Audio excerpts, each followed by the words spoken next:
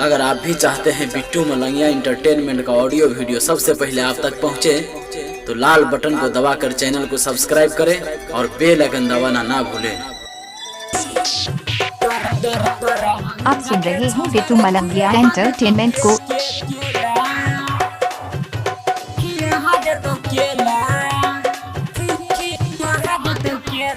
DJ Bittu Malangiya, DJ Bittu Malangiya, Madhubani, Madhubani.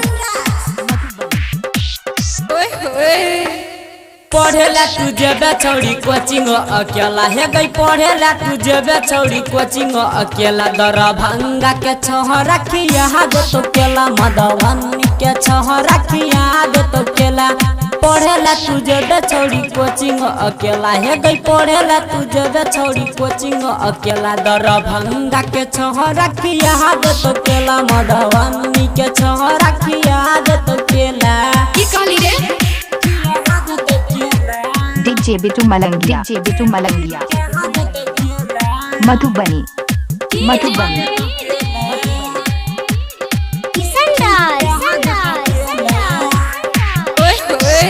तोहर चढ़ल जवानी न करने मना मानी, तोहर चढ़ल जवानी न करने मना मानी गे बनल बोरानी। खाली सुन न कहानी, तोरा सिखा देबोगे इलिमो अकेला है गई, तोरा सिखा देबोगे इलिमो अकेला। दरभंगा के छोहरा खिया दे तो केला, मधुबनी के छोहरा खिया दे तो केला।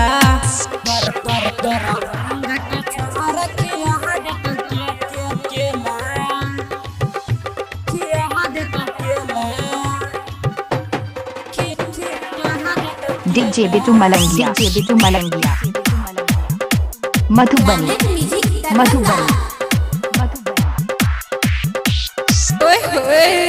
तोहर गोरे गोरे गाल बोरी लागे चौका माल, तोहर गोरे गोरे गाल बोरी लागे चौका माल। सब छोरा सब कहो ऑर्केस्ट्रा के माल। जल्दी से देना छोड़ी कर नहीं झमेला है गई, जल्दी से देना छोड़ी कर नहीं झमेला। दरभंगा के छोहरा खिया दे तो केला, मधुबनी के छोहरा खिया दे तो केला।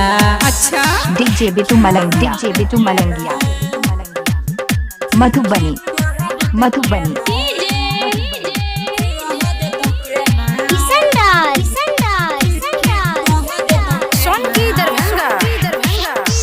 रोज लहंगा के गोरी तू तो बदलै छ कलर, रोज लहंगा के गोरी तू तो बदलै छ कलर। है गई सोना की के छोरा सब कहै छ लवर। रमन जी छोरा घुमा दे तो अकेला गई, मनीषवा छोरा घुमा दे तो अकेला। दरभंगा के छोरा खिया दे तो केला, मधुबनी के छोरा खिया दे तो केला।